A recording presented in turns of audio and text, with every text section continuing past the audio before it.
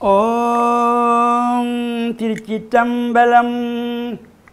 இடறினும் தளரினும் எனதொடு நோய் தொடரினு மோன கடல் தொழுதெழுவேன். கடல் தனில் அமிதோடு கலந்த நஞ்சை மிடறினுள்ளடக்கிய வேதியனே. இதுவோ எமையாளுமார் ஈவதொன்றமர்க்கில்லையே, அதுவோ உனதின் அருள் ஆவடி துறை அரணே. ஓம் நமச்சிவாய. மேன்மைகள் சைவநீதி விளங்குக உலகமெல்லாம். நோயற்ற வாழ்வே குறைவற்ற செல்வம். அந்த நோய் நொடிகள் இல்லாத வாழ்வு இந்த உலக மக்கள் எல்லோரும் வாழ வேண்டும் என்று கலியுகத்தின் காந்தமலை ஜோதியாகிய சபரிமலை சுவாமி ஐயப்பனுடைய திருவடிகளை சிறந்தாழ்த்தி டான் தமிழொலி ஓம் தொலைக்காட்சி நேயர்கள் அனைவருக்கும் சர்வதேச இந்து மத குருபீடம் அகில இலங்கை சபரிமலை ஸ்ரீ சாஸ்தாபீடத்தின் சார்பில் இனிய வணக்கங்களும் நல்லாசிகளும். இன்றும் மங்களகரமான விஸ்வாவசு வருஷம் வைகாசி மாதம் 10ஆம் நாள் 24/5/2025 சனிக்கிழமை.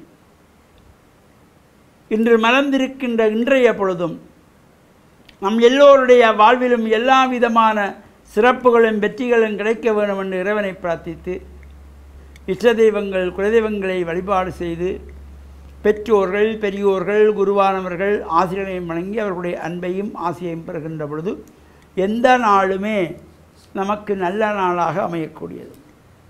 இன்று மந்தவாரம் என்கின்ற சனிக்கிழமை. இன்று சிவன் ஆலயங்களிலே பிரதோஷ கால பூஜை வழிபாடுகள் சாயங்கால வேளையிலே நடைபெறுகின்ற பிரதோஷ விரத நாள். சிவனாலயங்களிலே சாயங்கால வேளையிலே நடைபெறுகின்ற பிரதோஷ பூஜை அபிஷேகம் பிரதோஷ உற்சவங்களிலே நாம் கலந்து கொள்ளுகின்ற பொழுதும் எல்லா விதமான சிறப்புகளும் செல்வங்களும் வெற்றிகளும் தரக்கூடியது. இவ்வாறு நாம் அந்த பிரதோஷ வழிபாடுகளையும் செய்து இறையருளையெல்லாம் பூர்ணமாக பெற்று மண்ணில் நல்ல வண்ணம் வாழுகின்ற வகையிலே இந்த பிரார்த்தனைகள் நடைபெறும்.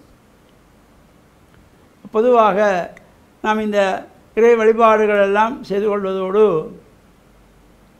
இந்த ஜாதகம் பார்ப்பது சோதிடம் பார்ப்பது என்று சொல்வார்கள், கைரேகை பார்த்து கொள்வது, இவ்வாறெல்லாம் இந்த சோதிடங்கள் சொல்லப்படுகின்ற பொழுதும் பலர் சொல்லுவார்கள் இதெல்லாம் தலைவிதிப்படி நடக்கும் என்று சொல்லுவார்கள்.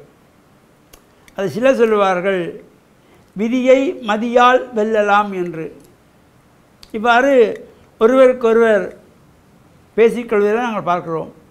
அதுதான் அவனுடைய தலையெழுத்து, விதி எவ்வளோதான் விடு என்பார்கள். விதியை மதியால் வெல்லலாம் என்று இன்னொருத்தர் சொல்லுவார். உண்மை, விதியை மதியால் வெல்லுபவர் யார்? விதியை மதியால் வெல்லலாம் என்கின்ற விதியை பெற்றவர்களால் மட்டும்தான் முடியும். எல்லோருக்கும் அது ஆகாது. விதியை மதியால் வெல்லலாம் என்றால் அந்த வெல்லலாம் என்கின்ற ஒரு விதி அவர்களுக்கு இருந்தால் மட்டுமே விதியை மதியால் வெல்லலாம். ஒரு ஊரிலே ஒரு மகாராஜா. அந்த ராஜாவுக்கு ஒரே ஒரு மகன், அவன்தான் அடுத்த இளவரசன். எனவே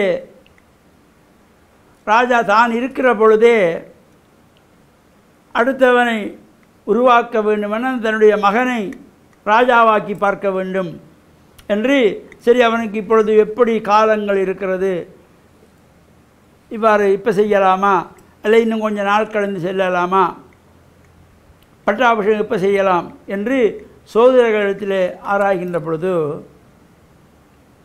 அந்த அரண்மனை சோதரர்கள் இவருடைய ஜாதகத்தை பார்க்கிறார்கள்.